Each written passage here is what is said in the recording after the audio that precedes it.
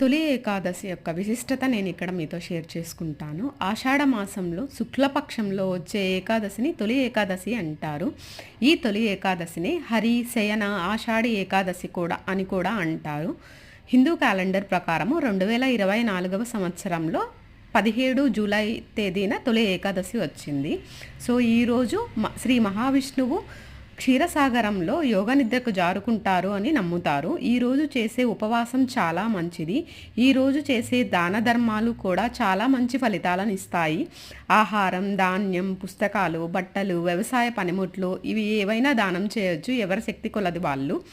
ఈరోజు వైష్ణవ ఆలయాలలో విష్ణుమూర్తి, వెంకటేశ్వర స్వామి, రాముల వారి ఆలయాలకు వెళ్ళి పూజించుకోవటం వల్ల దర్శనం చేసుకోవటం కూడా చాలా మంచిది. విష్ణు సహస్రనామం చదవటం కానీ వినటం కానీ చాలా మంచిది. జై శ్రీరామ్.